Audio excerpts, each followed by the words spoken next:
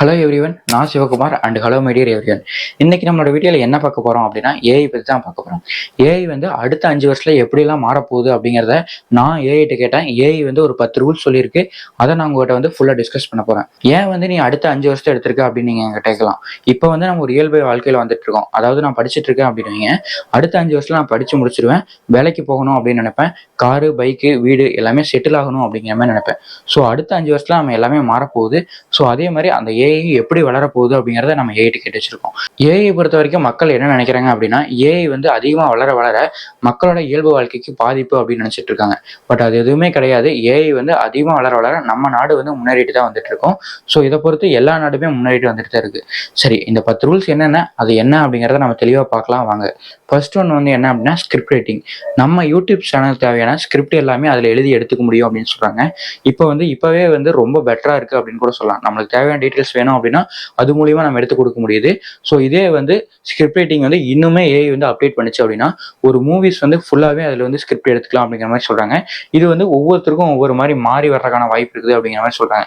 எல்லாத்துக்குமே ஒரே மாதிரி வராம மாறி மாறி வர்றதுக்கான வாய்ப்பு இருக்கு. பட் இப்ப இருக்க ஏஐ எல்லாமே ஒரு செட் பண்ணி வச்சதுல இருந்து நமக்கு ஒரு டீட்டெயில்ஸ் எடுத்து கொடுக்குது அப்படின்னு கூட சொல்லலாம்.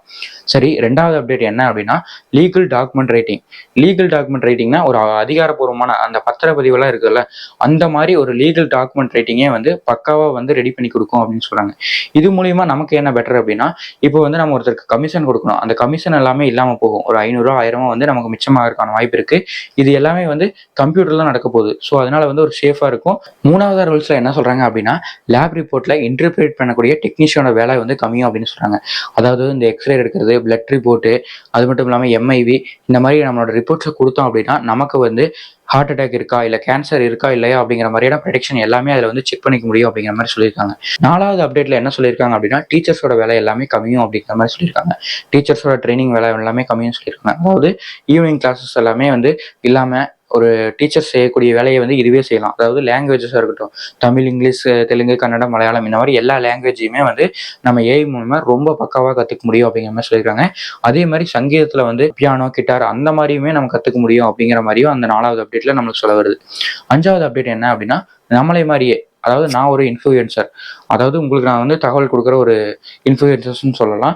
அந்த மாதிரி ஏஐயே வந்து பக்காவா என்னைய மாதிரியே ஒரு ஆள் வந்து கிரியேட் பண்ணி ஃபுல்லாக இந்த செட்டப் எல்லாமே ரெடி பண்ணி எடுத்துலேருந்து அப்லோட் பண்ணுற வரைக்கும் எல்லாமே அதுவாக நடந்துடும் அப்படிங்கிற மாதிரி சொல்கிறாங்க.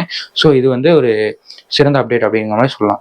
6வது அப்டேட் என்ன அப்படின்னா ஒரு ஸ்டார்ட் அப் மேனேஜ் பண்ணக்கூடிய கம்பெனியோட உடசலை எல்லாம் வந்து அடைக்கும் அப்படிங்கிற மாதிரி சொல்லிடுறாங்க.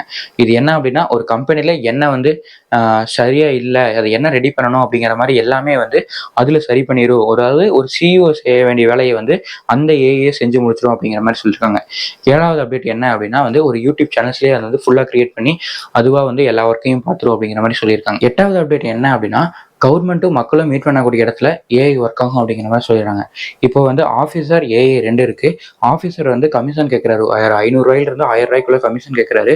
ஸோ அப்படிங்கும்போது எல்லாருமே வந்து இந்த கம்ப்யூட்டரான ஏஐட்டு தான் போவாங்க. ஸோ இதில் வந்து நீங்கள் டாக்குமெண்ட் கரெக்டாக இருந்தது அப்படின்னா வந்து அந்த ஒர்க் வந்து கம்ப்ளீட் ஆயிரும், இல்லை அப்படின்னா வந்து ரிஜெக்ட் ஆயிரும் அந்த மாதிரி கூட சொல்லலாம்.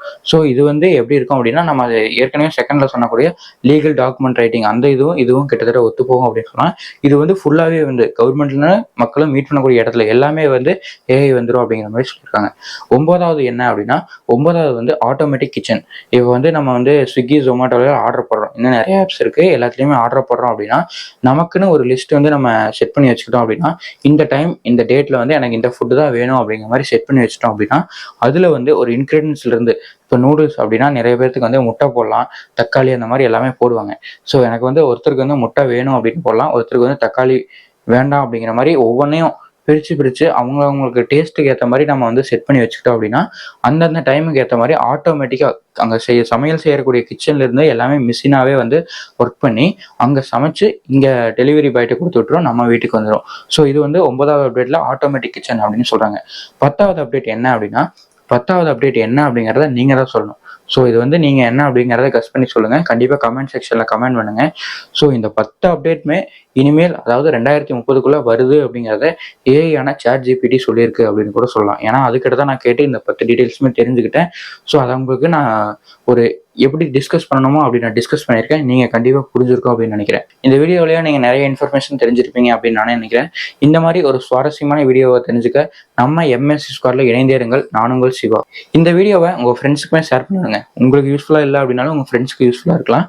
இனிமேல் ஏஐ எப்படியெல்லாம் இருக்க போகுது அப்படிங்கிறதுக்கான ஒரு முன்னோட்டமான வீடியோ தான் இந்த வீடியோ.